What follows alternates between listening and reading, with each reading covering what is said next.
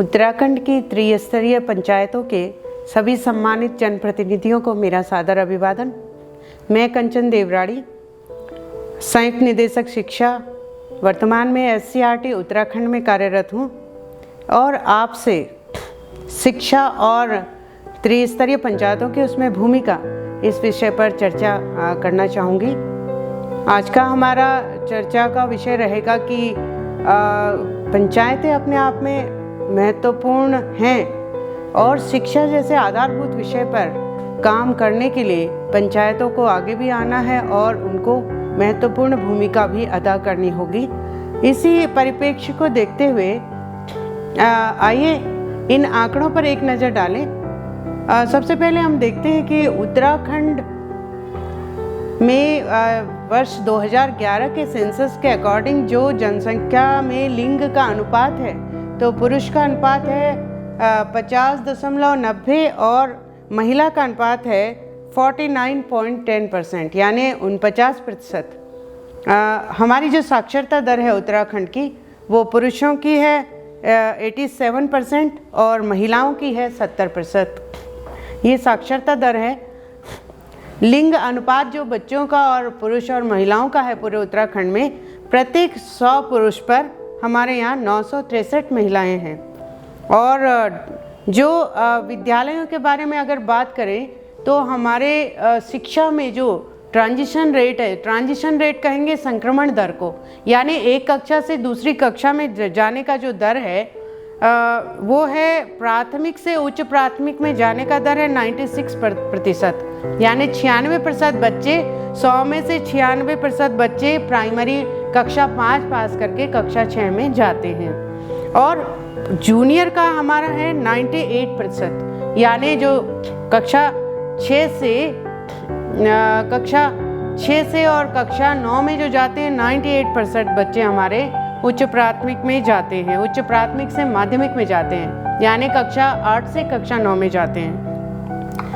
फिर वर्ष 2011 के अनुसार अगर हम देखें तो विद्यालय को छोड़ने वाले बच्चों की संख्या जो है प्राइमरी में 4% है, यानी 100 में से 4 बच्चा प्राइमरी में हमारा स्कूल छोड़ता है। जूनियर में भी 4% बच्चा छोड़ता है, लेकिन माध्यमिक में हमारा 12% बच्चा स्कूल को छोड़ देता है, जिसे कहते हैं ड्रॉप आउट रेट। उत्तराखंड के अगर छात्र शिक्षक अनुपात को देखें, छात्र शिक्षक अनुपात से अर्थ है कि हमारे प्रति शिक्षक कितने छात्र हैं या कितने छात्रों पर एक शिक्षक है। तो ये अगर देखेंगे तो प्राइमरी में हमारा 15.4% है, यानी 15.4 बच्चों पर एक टीचर है। और जूनियर में हमारा, जूनियर यानी कक्षा 6 से 8 में हमारा जो अनुपात है छात्र शिक्षक अनुपात, वो 11.8 है, यानी 12 बच्चों पर लगभग एक टीचर है। अगर हम अपने उत्तराखंड में पूरे स्कूलों को देखें तो प्राइमरी स्कूल हैं हमारे 27,836 और जूनियर हैं हमारे 7,962। ये हमारे जूनियर स्कूल हैं पूरे उत्तराखंड में। और माध्यमिक में है, माध्यमिक यानी कक्षा 9 से 12 की जो कक्षाएं हैं, हमारे हाई स्कूल हैं, इंटरमीडिएट हैं, तो सब मिला करके हमारे 5,852 स्कूल हैं यहाँ।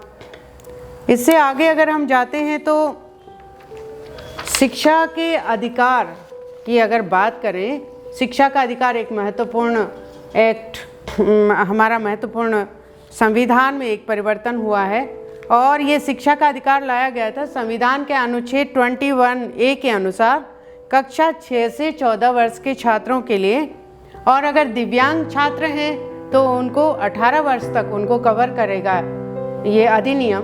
तो इसमें जो पार्लियामेंट ने एक रूल पास किया जिसमें ये कहा गया कि 6 से 14 वर्ष के बच्चों को अनिवार्य रूप से शिक्षा दी जाएगी और राज्य का ये दायित्व होगा कि वो उनको शिक्षा प्रदान करे। दिव्यांग छात्रों के परिप्रेक्ष्य में ये 18 वर्ष तक के छात्र इससे कवर होते हैं। तो इसका जो एक महत्वपूर्ण बिंदु जो आपके संज्ञान में लाना चाहती हूँ, एक तो इसके जो नेबरहुड स्कूल वाला जो एडमिशन का सिस्टम है, जिसमें यह है कि 25% कोटा कुल सीट का होता है और उस विद्यालय में बच्चा प्रवेश कर सकता है इसका मतलब है कि जो हमारे अपवंचित या जो हमारे सामाजिक तौर से पिछड़े हुए या निर्धन श्रेणी के कुछ उसमें श्रेणियां तय हैं, उन अपवंचित और सामाजिक तौर से आर्थिक तौर से पिछड़े हुए लोगों के लिए इसमें ये प्रावधान किया गया है कि हम उन बच्चों को प्राइवेट स्कूल्स में, जो हमारे तथाकथित प्राइवेट स्कूल हैं, उन पब्लिक स्कूलों में उनमें हम इनको भर्ती करा सकते हैं। दूसरा एक महत्वपूर्ण जो आपके संज्ञान में लाना चाहूँगी ये तथ्य है कि उम्र आधारित शिक्षा, यानी कभी कभी बात आती है कि भाई बच्चा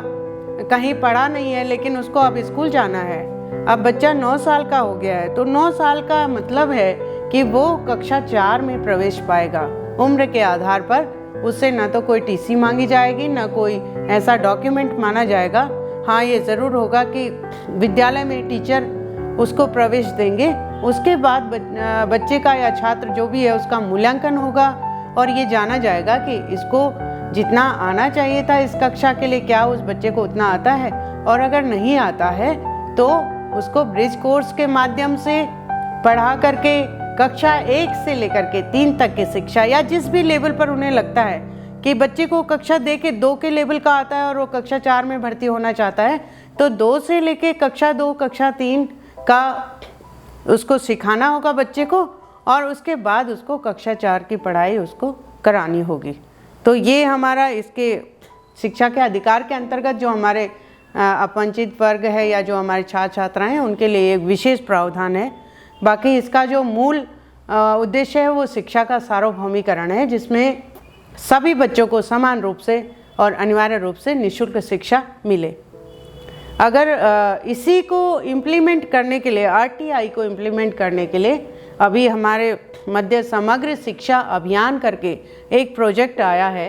अब सर्व शिक्षा अभियान की अगर कुछ विशेषताओं पे हम जानना चाहें तो वो ये है कि जो हमारा जो सर्व शिक्षा अभियान है या राष्ट्रीय माध्यमिक शिक्षा अभियान है या जो शिक्षक शिक्षा है, उन्हीं के उद्देश्यों को आगे बढ़ाते हुए समग्र शिक्षा अभियान भी कहता है कि पहुंच होनी चाहिए। पहुंच माने छात्र की विद्यालय तक पहुंच या विद्यालय की छात्र तक पहुंच। दूसरी बात है कि बच्चा अगर स्कूल में आ गया है तो उसे स्कूल में ठहरना चाहिए, ठहराव जिसे कहते हैं रिटेंशन, स्कूल में उसको धारण करना चाहिए, यानी उस बच्चे को बने रहना है, उसको स्कूल नहीं छोड़ना है। 2 बातें। तीसरी बात है कि अगर वो स्कूल में बच्चा बना हुआ है तो उसके बाद उसको गुणवत्तापूर्ण शिक्षा देना, ये हमारा उत्तरदायित्व है।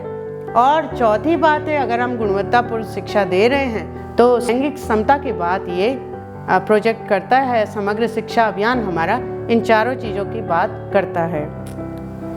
इस समग्र शिक्षा अभियान के अंतर्गत होता क्या क्या है, कुछ तो हम एक तो निःशुल्क पाठ्य पुस्तकें उपलब्ध कराते हैं। दूसरी बात, इनको निःशुल्क गणवेश मिलता है, यानी उनकी यूनिफॉर्म फ्री देती है गवर्नमेंट। तीसरा, इसके अंतर्गत हमारे सिविल वर्क्स होते हैं, जैसे विद्यालयों में विद्यालय की बिल्डिंग हो गई या इसमें जो भी भौतिक संसाधन है, लैब हैं, शौचालय हैं।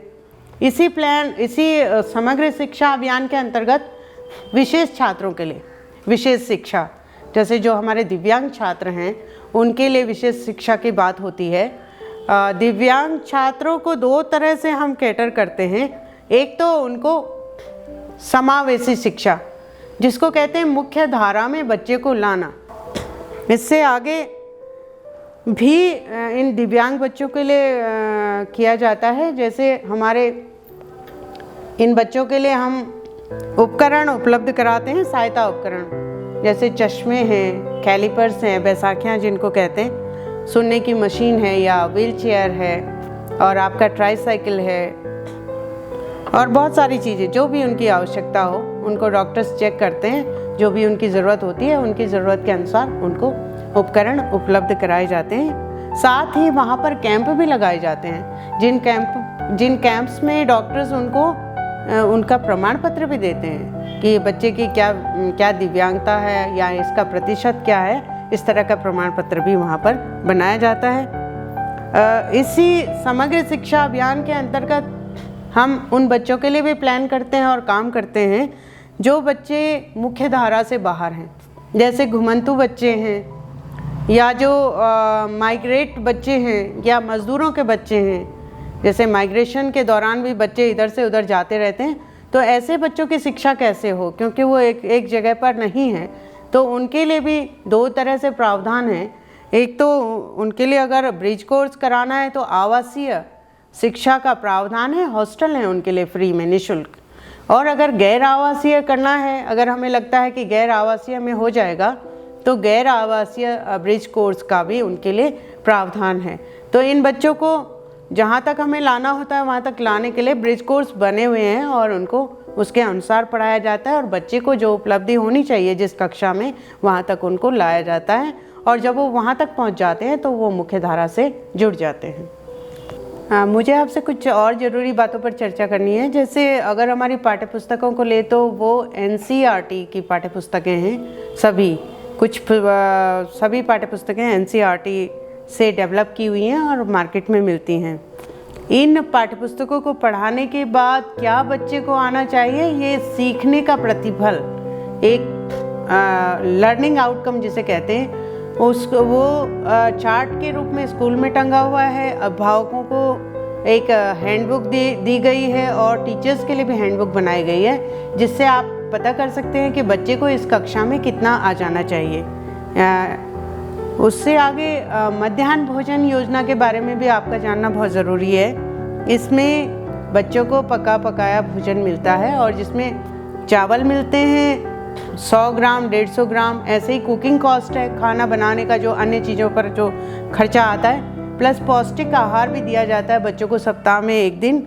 और भोजन माताएं वहाँ पर होती हैं जो भोजन बनाती हैं।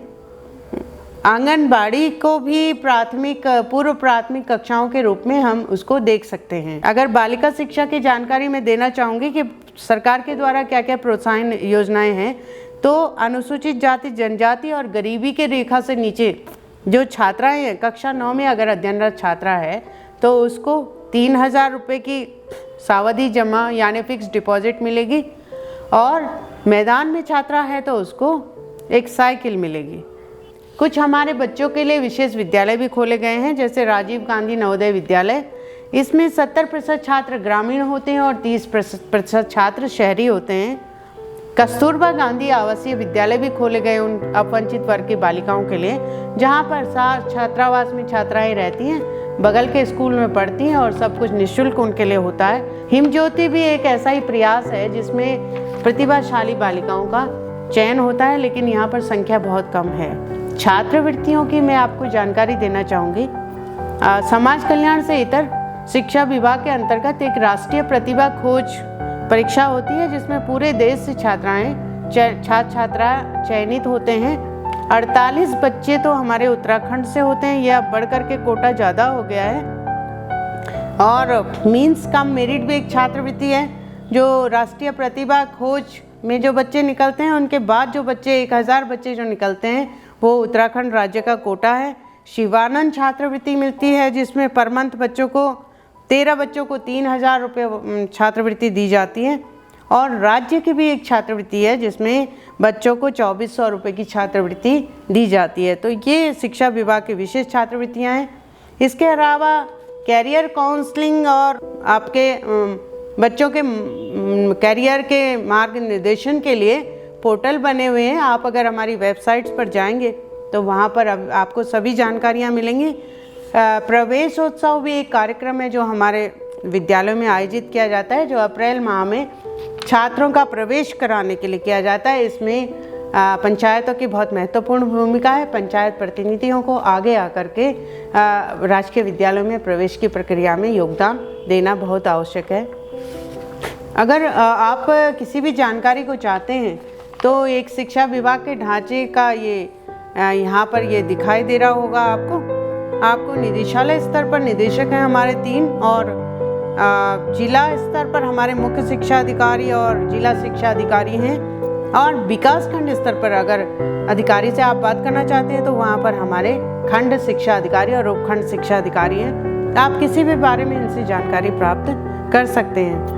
यदि बच्चे स्कूल छोड़ देते हैं तो क्या करें, तो राष्ट्रीय मुक्त विद्यालय है NIOS जिसको कहते हैं, और हायर एजुकेशन के लिए अगर उच्च शिक्षा की बात करें तो उत्तराखंड ओपन यूनिवर्सिटी है और इंदिरा गांधी मुक्त विश्वविद्यालय, इनसे भी बच्चे अपनी उच्च शिक्षा को पूर्ण कर सकते हैं।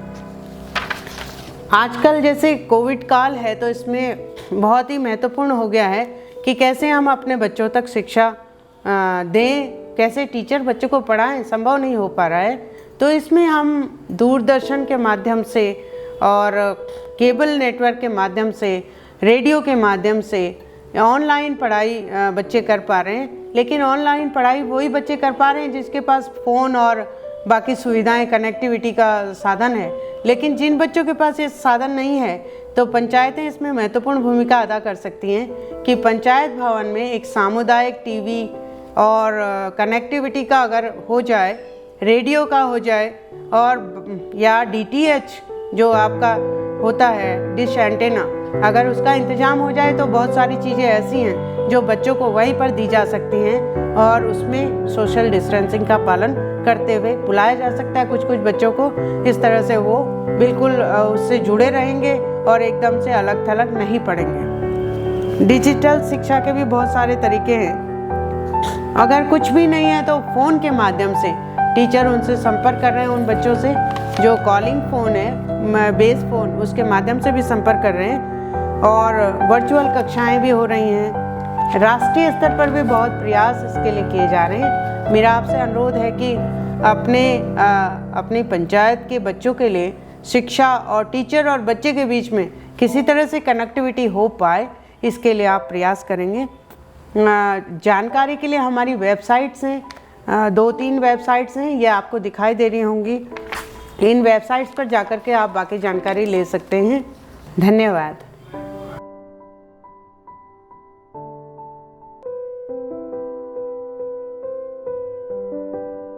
मैं योगेंद्र रावत, एडिशनल डायरेक्टर जनजाति कल्याण विभाग, और आज मैं यहाँ पे पंचायत प्रतिनिधियों के लिए जो पंचायत विभाग द्वारा जो कार्यक्रम चलाया जा रहा है उनके योजनाओं के प्रचार प्रसार के लिए, उसमें मैं समाज कल्याण विभाग और जनजाति कल्याण की जो विभिन्न महत्वपूर्ण योजनाएं हैं जो कि जनप्रतिनिधियों और पंचायत प्रतिनिधियों के लिए जानना बहुत आवश्यक है, उसके बारे में चर्चा करूंगा। संक्षेप में पहले मैं बताता हूं कि जैसे मैं वन अधिकार अधिनियम की चर्चा करूंगा, उसके उपरांत मैं राष्ट्रीय सामाजिक सुरक्षा कार्यक्रम के बारे में चर्चा करूंगा और राज्य सरकार द्वारा जो विभिन्न पेंशन प्रदान की जाती है उनकी प्रक्रिया और उसके बारे में चर्चा करूंगा, और उसके उपरांत छात्रवृत्ति की जो महत्वपूर्ण योजना समाज कल्याण द्वारा संचालित की जाती है उसके बारे में चर्चा करूंगा।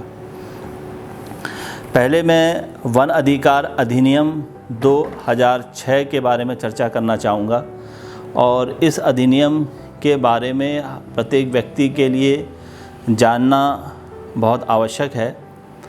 पहली बात तो यह इसमें जानना आवश्यक है कि इस अधिनियम का उद्देश्य क्या है।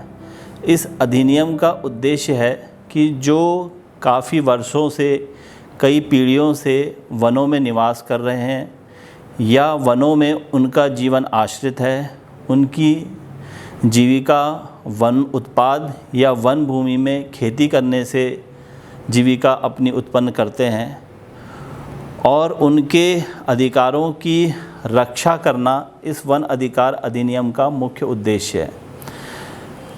और ऐसे अधिकार जिनको अभी तक मान्यता नहीं दी गई थी, उनको यह अधिनियम जो है वो उन अधिकारों को मान्यता देता है। प्रथमतः इस पे 3 अधिकार हैं। पहला है व्यक्तिगत अधिकार, दूसरा है सामुदायिक अधिकार, और तीसरा है सामुदायिक वन संसाधनों के प्रबंध का अधिकार। व्यक्तिगत अधिकार के लिए यदि कोई व्यक्ति कोई वन उत्पाद किसी वन से ला रहा है और अपनी जीविका पार्जन उसी वन उत्पाद से कर रहा है और पीढ़ियों से कर रहा है, तो वो इस अधिकार के लिए जनजाति या सामान्य व्यक्ति है या अनुसूचित जाति का व्यक्ति है, वो इसके लिए दावा कर सकता है। और इसी प्रकार अगर कोई वन भूमि में खेती कर रहा है और अपना जीविका पार्जन उसी से कर रहा है, तो उसके लिए भी वो अपने इस अधिकार की मान्यता के लिए दावा इस अधिनियम के तहत कर सकता है। दूसरा अधिकार है सामुदायिक अधिकार। यदि पीढ़ियों से कोई गांव या गांव में रहने वाले लोग किसी जलाशय का उपयोग कर रहे हैं जो वन में है, चारागाह का उपयोग कर रहे हैं, परंतु उनके अधिकारों को कहीं रिकॉग्नाइज नहीं किया गया, कहीं मान्यता नहीं दी गई है, वो अधिकार भी सामुदायिक अधिकार के तौर पर इस अधिनियम के तहत लिए जा सकते हैं और इसके तहत कोई भी व्यक्ति दावा कर सकता है। तीसरा है सामुदायिक वन संसाधनों के प्रबंधन का अधिकार, और इस नियम के तहत वहाँ के वन प्रबंधन वहीं के लोगों को दिया जाता है। FRA यानी कि वन अधिकार अधिनियम भी सामुदायिक वन संसाधनों के अधिकार ग्रामीण लोगों को देने की बात करता है। अब इसमें प्रश्न ये है कि ये अधिकार कब और किन लोगों को मिलेगा। इसमें मैं बताना चाहूँगा कि जो जनजाति का व्यक्ति है, यदि वो 13 जनवरी 2005 से पूर्व वन भूमि में स्थापित है या वन उत्पादन का उपयोग कर रहा है और उसकी आजीविका उस पर निर्भर है, तो वो इसके लिए दावा कर सकता है। दूसरा, अगर कोई गैर अनुसूचित जनजाति का है, चाहे वो अनुसूचित जाति का हो चाहे सामान्य का हो, उनके लिए 13 दिसंबर 2005 से 3 पीढ़ियों तक, और इन तीनों अधिकारों के लिए यदि व्यक्ति सामान्य है और अनुसूचित जनजाति का नहीं है तो उसके लिए 13 दिसंबर 2005 से पूर्व वो उस भूमि का उपयोग कर रहा था या उन वन उत्पादों को ला रहा था जिनका वो अधिकार का दावा कर रहा है, उसको उसके साक्ष्य लगाना आवश्यक है। अब प्रश्न उठता है कि दावा किस प्रकार किया जाए। इसके लिए वन अधिकार अधिनियम में 3 कमेटियों का प्रावधान है और एक कमेटी ग्राम सभा स्तर पर बनेगी, वन अधिकार समिति, और दूसरी समिति उपखंड स्तर पर बनेगी, उपखंड स्तर समिति, तीसरी जिला स्तर पर बनेगी, जिला स्तर समिति। ग्राम स्तर पे जो वन अधिकार समिति बनेगी वो ग्राम सभा की खुली बैठक बुला के उसमें मैक्सिमम 15 लोग और मिनिमम 10 लोगों का चयन किया जाएगा। वो ग्राम वन अधिकार समिति कहलाएगी और वन अधिकार समिति ग्राम सभा की ओर से दावों को प्राप्त करेगी और उन दावों को परीक्षण करने के उपरांत अपनी संस्तुति सहित ग्राम सभा के माध्यम से दावों को अग्रसारित कर देगी उपखंड स्तर समिति में। उपखंड स्तर समिति जो कि उप जिलाधिकारी की अध्यक्षता में गठित है, वो उसका विस्तार से परीक्षण कराएगी और अपनी संस्तुति सहित जिला स्तरीय कमेटी जो कि जिला अधिकारी की अध्यक्षता में गठित है उनको प्रेषित करेगी और जिला स्तरीय कमेटी इस पे अपना अंतिम विनिश्चय देगी। यानी कि अल्टीमेट अथॉरिटी जिला स्तर कमेटी पे है कि वो अधिकार उनको मिलना चाहिए या नहीं मिलना चाहिए, ये निर्णय जिला स्तरीय कमेटी करेगी। इस प्रकार इन दावों के लिए ये आवश्यक है कि इसमें 2 साक्ष्य लगाए जाने आवश्यक हैं। वो साक्ष्य लिखित भी हो सकते हैं और किसी बुजुर्ग का कथन भी हो सकता है। अब उसके बाद मैं चर्चा करूंगा राष्ट्रीय सामाजिक सुरक्षा सहायता कार्यक्रम के पर। इसके अंतर्गत 2 स्कीमें विशेषकर हैं। यदि पहली स्कीम, यदि किसी BPL कमाऊ व्यक्ति यानी कि जो अर्निंग मेंबर है परिवार का, उसकी मृत्यु हो जाए तो तत्काल 25,000 रुपये की सहायता प्रदान की जाती है। उसके अलावा इसी राष्ट्रीय सामाजिक सुरक्षा कार्यक्रम के अंतर्गत 3 प्रकार की पेंशन दिए जाने का भी प्रावधान है। वृद्धा पेंशन, विकलांग पेंशन और विधवा पेंशन। वृद्धा पेंशन अगर हम बात करते हैं तो 60 साल से ऊपर का कोई व्यक्ति जो निराश्रित हो और वो इसके लिए अपना आवेदन कर सकता है। 60 साल से अधिक के लिए केंद्र सरकार 300 रुपये और हमारी राज्य सरकार 700 रुपये देती है। इस प्रकार कुल उसको 1000 रुपये प्राप्त होते हैं। इसी प्रकार यदि कोई 80 वर्ष से अधिक का है, पेंशन तो उसे 1000 रुपये ही मिलेगी, परंतु केंद्र सरकार द्वारा उसको 500 रुपये और राज्य सरकार द्वारा 500 मिलती है।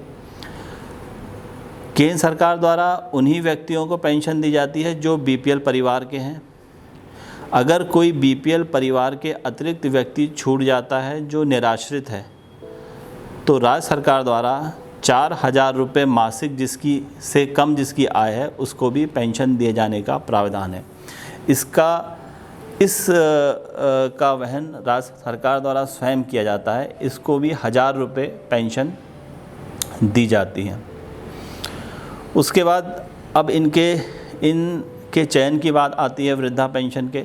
उसमें जो चयन है वो ग्राम सभा की खुली बैठक में होना आवश्यक है और शहरी क्षेत्र में एसडीएम की अध्यक्षता में बीडीओ और डॉक्टर की एक कमेटी उसका चयन करती है। उसके लिए आवेदन किया जा सकता है। यह पेंशन सार्वभौमिक है, जो भी निराश्रित है उसको मिलना वो इसको प्राप्त कर सकता है। अच्छा, जितनी भी राज्य सरकार और केंद्र सरकार की पेंशन की योजनाएं हैं उसके लिए आवश्यक है कि आवेदन या जो भी उनका चयन हो वो ग्राम सभा की खुली बैठक में हो और जो उनका आवेदन है और उसके साथ खुली बैठक का प्रस्ताव भी लगाया जाना आवश्यक होता है। तो ये पंचायत प्रतिनिधियों के लिए अति महत्वपूर्ण चीज़ है कि जब तक किसी भी पेंशन के लिए ग्राम सभा की खुली बैठक का प्रस्ताव नहीं लगा होगा तो उसकी पेंशन उस व्यक्ति को दिया जाना संभव नहीं हो पाएगा। अमूमन ये देखा जाता है कि पेंशन के कैंप्स तो लगते हैं, वहाँ पर लोग अपने आवेदन भर देते हैं, परंतु मुख्यतः उसमें ग्राम सभा की खुली बैठक का प्रस्ताव ही नहीं होता। तो आए दिन ये शिकायत रहती है कि पेंशन मेरी लगी नहीं, परंतु ये आवश्यक है कि किसी भी पेंशन को स्वीकृत करने का अधिकार ग्राम सभा के पास है और ग्राम सभा की खुली बैठक में उस पेंशन का चयन होना चाहिए।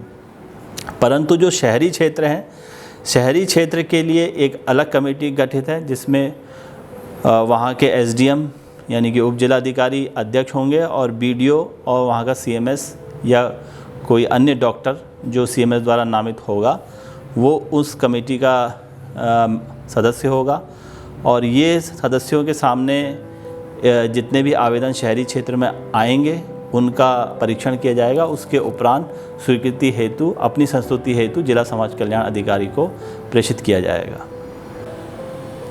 और दूसरी पेंशन है दिव्यांग पेंशन, जिसमें जो भी व्यक्ति की दिव्यांगता जो है वो 40% से ऊपर है उसको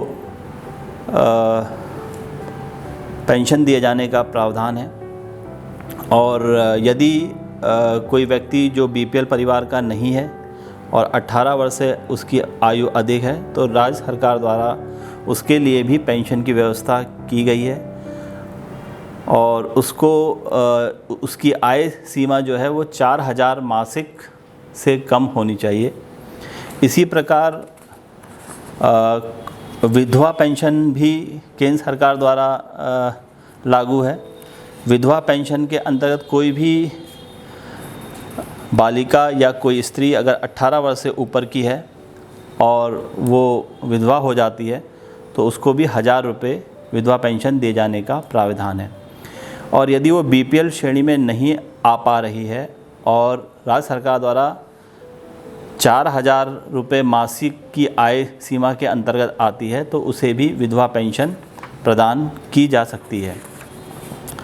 उसके बाद आती है तीलू रौतेली पेंशन, जो कि राज्य की पेंशन है। ये राज्य सरकार इसका पूरा खर्चा वहन करती है और ये भी 1000 रुपये मासिक प्रदान की जाती है। और इसमें यदि कोई व्यक्ति किसी कृषि कार्य में विकलांगता के अंतर्गत आ जाता है कृषि कार्य को करते हुए तो उसको तीलू रौतेली पेंशन दिए जाने का प्रावधान है। ये भी 1000 रुपये पर महीने दी जाती है। उसके अलावा एक राज्य द्वारा बौना पेंशन भी दी जाती है जिनकी ऊंचाई 4 फीट या उससे कम हैं और 21 वर्ष की आयु पूरी कर चुके हैं, उनको भी 1000 रुपये बौना पेंशन राज्य सरकार द्वारा प्रदान की जाती है। और राज्य सरकार द्वारा चौथी पेंशन जो है वो किसान पेंशन है। जो व्यक्ति खुद अपनी भूमि पे खेती कर रहा है और उसकी भूमि 2 हेक्टेयर से अधिक नहीं है तो उसको भी पेंशन दिए जाने का प्रावधान है। इसके साथ साथ राज्य सरकार द्वारा परित्यक्ता पेंशन भी प्रदान की जा रही है। ऐसी महिलाएं जो निराश्रित हैं या जिनके पति विकलांग या मानसिक रूप से विकलांग हैं, उन्हें 1200 रुपये पेंशन दिए जाने का प्राविधान है। इसी प्रकार समाज कल्याण विभाग द्वारा छात्रवृत्ति योजनाओं का भी संचालन किया जा रहा है। और जो हमारे एससी, अनुसूचित जाति, अनुसूचित जनजाति के छात्र छात्राएँ हैं, उनके शिक्षा में किसी प्रकार का व्यवधान उत्पन्न ना हो, इसलिए राज्य सरकार और केंद्र सरकार द्वारा छात्रवृत्ति योजनाओं का संचालन किया जा रहा है। पहली है जिसका संचालन राज्य सरकार द्वारा किया जा रहा है, वो है 1 से 8 यानी कि कक्षा 1 से 8 तक की छात्रवृत्ति। जो बच्चे अनुसूचित जाति के, अनुसूचित जनजाति के छात्र छात्राएँ कक्षा 1 से 8 में हैं, उनको 1 से 5 तक प्रति माह 50 रुपये और 6, 7, 8 प्रति माह 80 रुपये राज्य सरकार द्वारा छात्रवृत्ति प्रदान की जाती है। और इस योजना की महत्वपूर्ण बात यह है कि इसकी कोई आय सीमा नहीं रखी गई है। जो भी अनुसूचित जाति के व्यक्ति का पुत्र पुत्री है वो इस छात्रवृत्ति को प्राप्त कर सकती है। उसके बाद केंद्र सरकार द्वारा कक्षा 9-10 की छात्रवृत्ति का योजना का संचालन किया जा रहा है। जो अनुसूचित जाति जनजाति के छात्र छात्राएँ जिनके अभिभावक की आय 2 लाख से कम है, वे इस छात्रवृत्ति के पात्र हैं। और इसमें जो हॉस्टलर हैं यानी कि जो हॉस्टल में रहते हैं, जो बाहर से छात्र पढ़ने आते हैं, उनको 1500 रुपये छात्रवृत्ति, जो स्थानीय हैं, लोकल हैं, उन्हें 750 रुपये छात्रवृत्ति दिए जाने का प्राविधान है। इसी प्रकार केंद्र सरकार द्वारा दशमोत्तर छात्रवृत्ति योजना का संचालन किया जा रहा है। कक्षा 10 से लेके उच्च शिक्षा तक यदि कोई अनुसूचित जाति जनजाति का छात्र या छात्रा शिक्षा ग्रहण करना चाहता है तो छात्रवृत्ति के साथ साथ भारत सरकार के रेट के अनुसार उनको छात्रवृत्ति दी जाएगी, उनके कोर्स के अनुसार, और उनकी फ़ीस की भी वापसी इस छात्रवृत्ति योजना के अंतर्गत की जाती है। और इसमें आय सीमा 2.5 लाख रुपए है, यानी कि किसी भी अनुसूचित जाति जनजाति के परिवार की आय 2.5 लाख से कम होनी चाहिए। इसके अतिरिक्त समाज कल्याण की अन्य विभिन्न कई योजनाएं संचालित की जा रही हैं, जिसके लिए उत्तराखंड की वेबसाइट में आप जाके उन योजनाओं को देख सकते हैं। और उसके अतिरिक्त समय समय पर समाज कल्याण विभाग द्वारा कैंपों का आयोजन भी किया जाता है, जिससे योजना का प्रचार प्रसार हो सके। उसके अतिरिक्त उत्तराखंड बहुउद्देशीय वित्त विकास निगम की एक अलग वेबसाइट है, उस पर जाके हम स्वरोजगार की स्कीम्स देख सकते हैं। यह है www.ukbvvn.org.in। इससे आप पूरी जानकारी प्राप्त कर सकते हैं कि अपना क्या स्वरोजगार आपको स्थापित करना है, किस प्रकार का आपको प्रशिक्षण प्राप्त करना है। जो भी योजनाएं उत्तराखंड बहुउद्देशीय वित्त विकास निगम द्वारा संचालित की जाती हैं, उनको आप इस पे देख सकते हैं और इसका प्रचार प्रसार कर सकते हैं। इस महामारी के दौर पे आज हम इस सूक्ष्म या अल्प प्रशिक्षण को आपके माध्यम से आज वर्चुअल कर पा रहे हैं, क्योंकि इस महामारी के कारण हम लोग आमने सामने नहीं बैठ सकते। परंतु पंचायती राज द्वारा यह एक बहुत इनोवेटिव पहल है, जिसकी प्रशंसा की जानी चाहिए और विभागों को भी इस प्रकार के ट्रेनिंग कार्यक्रम संचालित करने चाहिए। और इसके साथ साथ मैं पंचायती राज के निदेशक एवं सचिव महोदय का भी आभारी हूँ कि उन्होंने हमारी विभाग की बात को वर्चुअली इस महामारी के दौर पे इतने आसानी से इतने ज़्यादा लोगों तक पहुँचाई। उनका बहुत बहुत धन्यवाद।